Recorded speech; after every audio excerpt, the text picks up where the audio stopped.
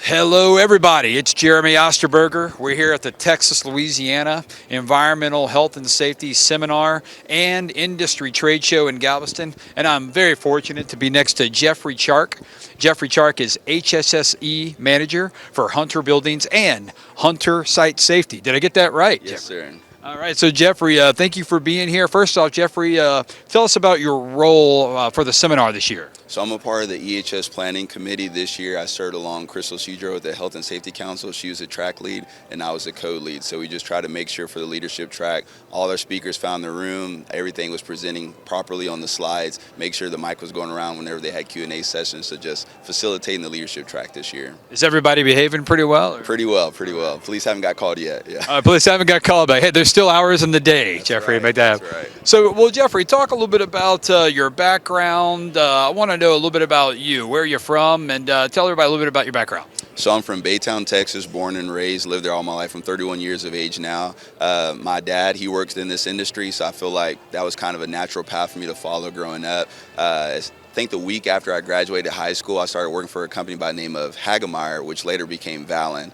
And so I spent 7 years with that company, finished my tenure there, rolled over to Hunter Site Services at the time as a field safety. And either this week or next week, I will have made 7 years with them as well. So it's a pleasure to serve them now. So, Jeffrey, man, thanks for hanging out. So, look, the H&S seminar is all about raising the bar in safety. I mean, how do you think leadership styles like servant leadership can influence safety culture in this industry? Well, I know whenever I started, I guess going on 14 years ago now in the plants, that a lot of people saw safety as safety police officers and someone to be feared. If you saw that red hard hat show up, it was something like, hey, stop working or you're going to get written up, something like that. So I think that people coming to a conference like the EHS conference and walking away saying, let me try a different approach, let me try being a servant leader, it totally flips that whole dynamic on its head to where now, instead of being viewed as a safety policeman or safety officer, they're viewed as a safety partner, somebody that takes the approach of teaching and coaching before enforcing, right?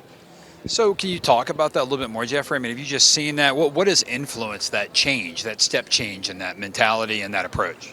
Well, whenever I first started in this industry, one of the things I actually want to do is be an operator. And then I started seeing the time commitment, shift work and stuff, and I didn't want to be that. So then I thought, well, I'd like to be in safety because I observed that it seemed like safety people, they use their mind a whole lot more as opposed to their body wasn't as physical. And as a young man, doing physical work wasn't necessarily a turnoff to me, but I'm thinking long term, right? Something that I could get in early and stay in for the rest of my life. But what kind of influenced me to want to take that approach of being a servant leader was actually bad safeties. I saw what I considered bad safeties back then, that they were doing their job, but they were doing it in such a ugly way, in such an intimidating way. And I just thought to myself, it doesn't have to be that way, right? You can still do your job, but approach from, hey man, you forgot your safety glasses. Instead of, you forgot your safety glasses, start walking to the gate, right? So it was actually a negative experience for me, seeing safeties, not necessarily directly to me, but seeing the way it affected people that I was working with whenever they would interact with them that way. It's just, if I was ever in that position, I never would want to do that. So now that I have been blessed to be in positions of being safety for a company,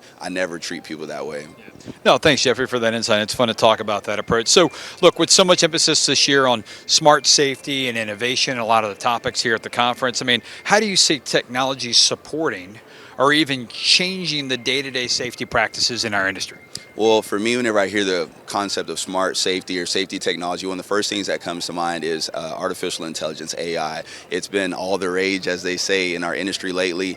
But one of the concerns that I have is I see a bunch of different softwares coming out of safety softwares coming out that implement AI into it. I hear people talk about ChatGPT and these different ones, but what I don't see as much of, and I wish I saw more of it, was training for how to use AI. I hear people use phrases such as, all I have to do is type in a few words and it shoots me out all of this. And they're using AI to rewrite their emails, they're using AI to create a whole presentation, even to write safety policies, right?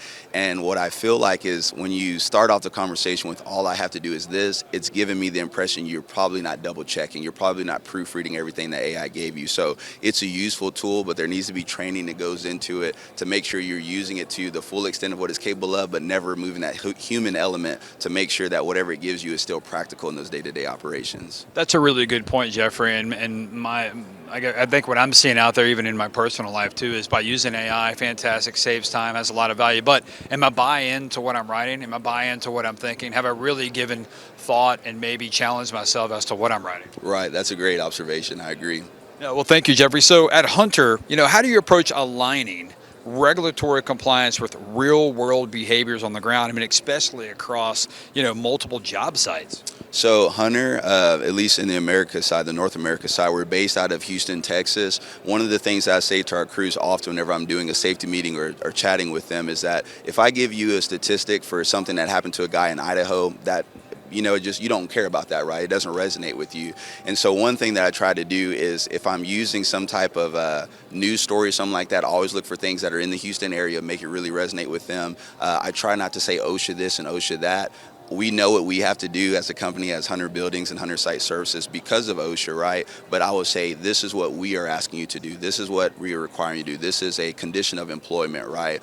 Another thing that I have found that has, I think, really opened a lot of eyes, especially for the men. And I know nowadays men aren't always the primary, providers in the home, but a lot of times they still are. And so I posed them a question to say, even if you suffer just a minor injury, right? The next company, let's just say down the road, you decide to go somewhere else, they're looking at you and they're looking at another person. You have had a minor injury and they could hire you because you know how to do the job and stuff, but they would have to make special preparations for you. Maybe your desk has to look a little bit different. Maybe they have to do something with that forklift so that you can operate it still with that injury that you suffered in the past. Or there's option B, another person healthy, has worked, saved his whole life, never had an injury, and they can just hire him. They don't have to spend any extra money to make those special preparations. So making it to where they can understand, like, hey, it's not just about the here and now. It's about me going home safely today. It's about me going home safely a year from now, 5 years from now, so on and so forth. Great point, Jeffrey. Appreciate you saying that. So what is one best practice or lesson from your time in the field that you think more people in the industry need to hear about? One of the things that I remember my dad always telling me growing up was that there's a time and there's a place for everything. And so one thing that I have seen, and I kind of alluded to a little bit in one of the earlier questions, but there is a time for enforcement in the field, right? If somebody's not, being tied off properly while working at heights, there's a time to enforce those safety protocols. That's probably not going to be just a coaching moment, right? Because that's a very hazardous situation that employees in.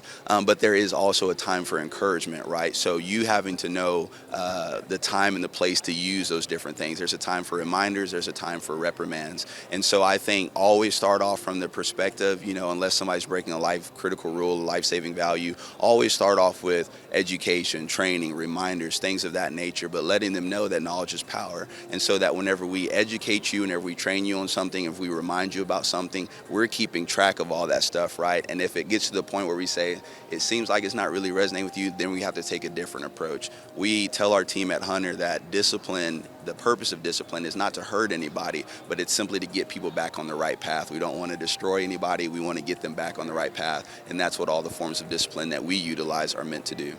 Thanks for that, Jeffrey. So how do you balance accountability, with empathy when coaching teams through safety challenges, especially in high pressure environments that we work in?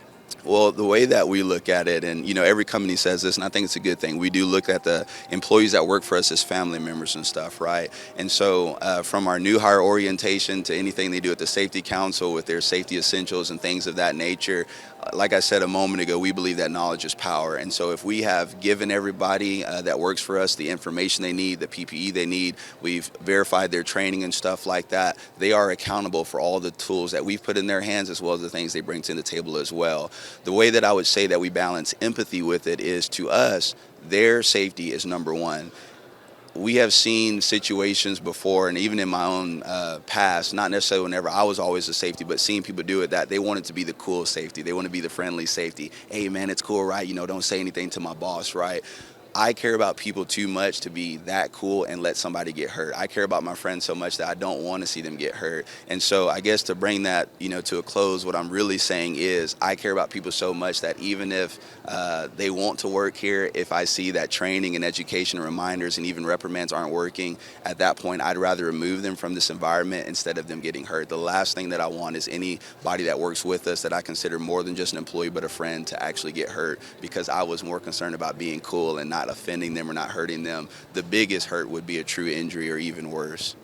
It's cool to be uncool, Jeffrey, if people get home to their families. Yeah.